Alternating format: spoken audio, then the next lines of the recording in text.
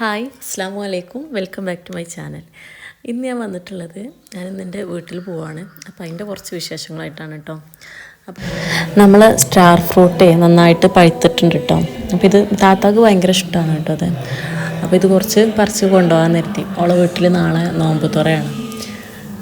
പിന്നെ ഇത് അധികം കഴിക്കുന്നത് നല്ലതല്ല എന്നിപ്പോൾ ഫോണിലൊക്കെ വരുന്നുണ്ട് കേട്ടോ. കിഡ്നിക്കൊക്കെ പ്രശ്നം വരുന്നൊക്കെ പറയണത് കേൾക്കാം. അപ്പോൾ ഇതാരെയും വീട്ടിലൊക്കെ ഉണ്ടെങ്കിൽ മക്കളൊക്കെ കഴിക്കുന്നുണ്ടെങ്കിൽ അധികം കഴിക്കാൻ സമ്മതിക്കണ്ട കേട്ടോ.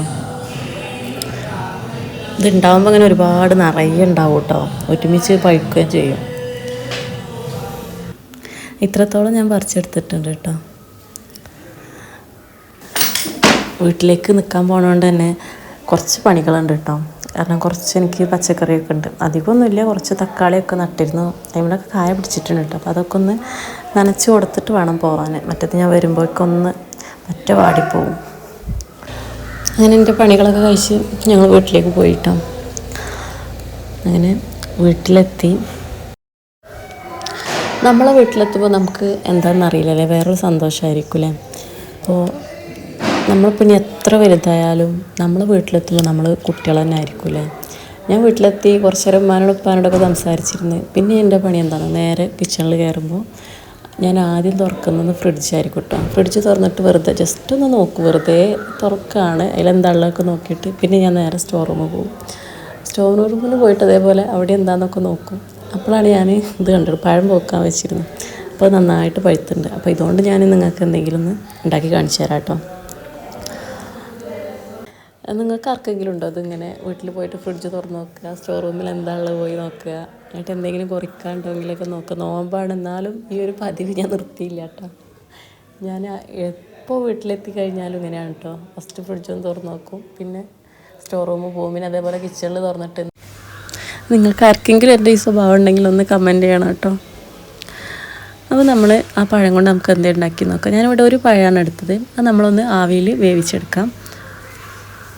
ഇത് ഞാൻ ഉണ്ടാക്കുന്നത് നമ്മുടെ കിണ്ണത്തപ്പം പോലെ ഒരു അപ്പമാണ് കേട്ടോ. ഹെൽത്തി ആയിട്ടുള്ള ഒരപ്പമാണ്. നമുക്ക് എണ്ണയിൽ പൊരിച്ചെടുക്കേണ്ട ആവശ്യമൊന്നുമില്ല. ഇത് വെന്തതിന് ശേഷം ചെറിയ കഷ്ണങ്ങളാക്കിയിട്ട് നമുക്ക് ചൂടാറിയിട്ട് മിക്സിയുടെ ജാറിലേക്ക് ഇട്ട് കൊടുക്കാം. ഇനി ഇതിലേക്കൊരു 4 ഏലക്കായ ചേർത്ത് കൊടുക്കാം. പിന്നെ ഇതിലേക്ക് ആവശ്യമായത് തേങ്ങയുടെ പാലാണ്. ടോട്ടൽ നമുക്ക് 3 കപ്പ് 250-ൻ്റെ 3 കപ്പ് പാല് വേണം. അപ്പോൾ നമ്മൾ പഴം അരച്ചെടുക്കാൻ വേണ്ടിയിട്ട് അതിനാവശ്യമായ കുറച്ച് പാലൊഴിച്ച് കൊടുക്കാം. പിന്നെ അതേപോലെ ഇതിലേക്ക് പഞ്ചസാര 250 ml-ൻ്റെ 1 കപ്പ് പഞ്ചസാരയാണ് വേണ്ടത്. ഇനി മധുരം നോക്കിയിട്ട് കമ്മിയുള്ളവർക്ക് വീണ്ടും വേണമെങ്കിൽ കുറച്ച് ചേർത്ത് കൊടുക്കാം കേട്ടോ. പിന്നെ മധുരം ഒന്ന് ബാലൻസ് ചെയ്യാൻ വേണ്ടിയിട്ട് ഒരു നുള്ള് ഉപ്പിട്ട് കൊടുക്കാം. എന്നിട്ടിത് നല്ല രീതിയിൽ അരച്ചെടുക്കാം. ഇത് അരച്ചെടുത്തതിന് ശേഷം ഇതേ ജാറിലേക്ക് തന്നെ അരിപ്പൊടിയാണ് കേട്ടോ ചേർത്ത് കൊടുക്കുന്നത്. അത് നമ്മൾ 250-ൻ്റെ കപ്പിൽ 1 കപ്പ് അരിപ്പൊടി ചേർത്ത് കൊടുക്കാം. പിന്നെ ഇതിലേക്ക് ആവശ്യമായത് ഒരു മുട്ടയാണ്. അത് എൻ്റെ അടുത്ത് നിന്ന് വീഡിയോ എടുത്തപ്പോൾ സ്കിപ്പായി പോയി, അത് ഞാനിതിൽ ഉൾപ്പെടുത്തിയിട്ടില്ല. അപ്പോൾ നിങ്ങൾ ഒരു മുട്ട ചേർത്ത് കൊടുക്കണം. പിന്നെ നമ്മൾ ബാക്കിയുള്ള തേങ്ങാപ്പാലോട് ഇതിലേക്ക് ചേർത്ത് കൊടുക്കാം. ചേർത്ത് കൊടുത്തിട്ട് ഇത് നമ്മൾ നന്നായിട്ട് സ്പൂൺ കൊണ്ടൊന്ന് ഇളക്കി കൊടുക്കണം കേട്ടോ. ഇത് മധുരം കുറവാണെന്ന് കണ്ടപ്പോൾ കുറച്ചുകൂടി പഞ്ചസാര ഞാൻ ചേർത്തിട്ടുണ്ട്. അങ്ങനെ നിങ്ങൾക്ക് ചേർത്ത് കൊടുക്കാം. എന്നിട്ട് ഇതൊന്ന് ജസ്റ്റ് സ്പൂൺ കൊണ്ട് ഇളക്കി കൊടുത്തതിന് ശേഷം നമുക്കിത് നന്നായിട്ടൊന്ന് അരച്ചെടുക്കാം. നന്നായി നമ്മൾ അരച്ചെടുത്തതിന് ശേഷം ഇതൊന്ന് ഒരു അരിപ്പയിലിട്ടിട്ട് അരിച്ചെടുക്കണം കേട്ടോ. കാരണം ഇതിലൊന്നും ഒന്നും ഉണ്ടാകാൻ പാടില്ല. നല്ല രീതിയിൽ നൈസായിട്ട് കിട്ടണം കേട്ടോ. അപ്പോൾ നമ്മൾ ഏലൊക്കെ ഇട്ടതുകൊണ്ട് അതിൻ്റെ നാരുകളൊക്കെ ഉണ്ടാവും, അപ്പോൾ അതൊന്നും നമുക്കിതിൽ പാടില്ല. അപ്പോൾ ഒക്കെ ഒന്ന് ശരിക്ക് അരിച്ചെടുത്തതിന് ശേഷം, അത് അരിച്ചെടുത്തതിന് ശേഷമുള്ളതാണ് കേട്ടോ. അപ്പോൾ നമ്മുടെ മാവ് നല്ല കട്ടിയുണ്ട്, അപ്പോൾ അതൊന്ന് നമ്മൾ ലൂസാക്കി കൊടുക്കുകയാണ്. ഇനി നമ്മളൊരു പാൻ എടുത്തിട്ട് അതിലേക്ക് നമ്മളുടെ ബാറ്റർ ഒഴിച്ച് കൊടുക്കാം. സ്റ്റവ് ഓൺ ചെയ്യേണ്ട, അതിലേക്ക് ബാറ്റർ ഒഴിച്ച് കൊടുത്തിട്ട് നമ്മളിതൊന്നും കൂടെ നോക്കുക, ലൂസാണോ നോക്കാം. മാവ് നല്ല രീതിയിൽ ലൂസായിട്ടിരിക്കണം. കാരണം ഈ അരിപ്പൊടി ആകുമ്പം പെട്ടെന്ന് കട്ട പിടിക്കും. അപ്പോൾ നന്നായിട്ട് ലൂസായിരിക്കണം, അരിപ്പൊടി വേഗവും വേണമല്ലോ.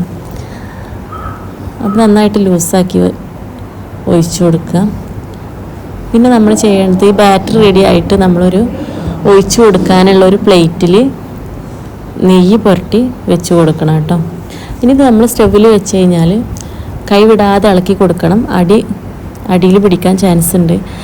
ഹൈ ഫ്ലെയിമിലിട്ടിട്ട് നമുക്കിത് നന്നായിട്ട് ഇളക്കി കൊടുക്കാം. എന്നിട്ടിത് കുറുകി വരുന്ന ടൈമിൽ നമ്മൾ ഫ്ലെയിം ഒന്ന് കുറച്ച് കൊടുക്കുക. പിന്നെ കുറച്ചുകൂടെ കുറുകി വരുമ്പോൾ നമ്മൾ ഇതിലേക്ക് നെയ്യ് ചേർത്ത് കൊടുക്കാം.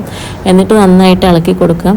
ചട്ടിയിൽ നിന്ന് ഇങ്ങനെ മാവ് വിട്ടു പോരുന്ന രീതിയിലാകുമ്പോൾ നമുക്ക് ഫ്ലെയിം ഓഫ് ചെയ്യാം. എന്നിട്ട് ആ ചൂടോടെ തന്നെ നമ്മൾ നെയ്യ് പുരട്ടി വെച്ച പ്ലേറ്റിലേക്ക് നമ്മുടെ ബാറ്റർ റെഡിയാക്കി കൊടുക്കുക. എന്നിട്ടൊന്ന് ലെവൽ ചെയ്ത് കൊടുക്കുക. കുറച്ച് സ്പൂണിലോ എന്തിലാന്ന് വെച്ചാൽ ഒത്തിരി നെയ്യ് പുരട്ടിയിട്ട് നല്ല രീതിയിൽ ലെവൽ ചെയ്ത് കൊടുക്കുക. എന്നിട്ട് നല്ല രീതിയിൽ തണുക്കാൻ വെക്കണം കേട്ടോ. തണുത്തതിന് ശേഷം മാത്രം നമ്മൾ മറ്റൊരു പാത്രത്തിലേക്ക് കമഴ്ത്താൻ പറ്റുള്ളൂ. സൈഡൊക്കെ ഒന്ന് വിടിപ്പിച്ചതിന് ശേഷം മറ്റൊരു പാത്രത്തിലേക്ക് കമഴ്ത്തി കൊടുക്കുക. എന്നിട്ട് നമ്മളിത്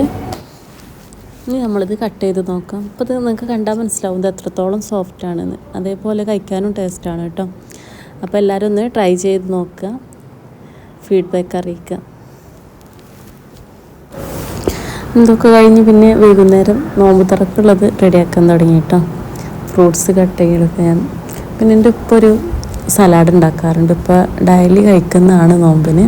അപ്പോൾ ഷുഗർ ഉള്ളവർക്കൊക്കെ അങ്ങനെ കഴിക്കുന്നത് നല്ലതായിരിക്കും കേട്ടോ. അപ്പം നമുക്ക് ചിലപ്പോൾ എല്ലാ ഫ്രൂട്ട്സും കൂടെ കഴിക്കാൻ കഴിയില്ലല്ലോ.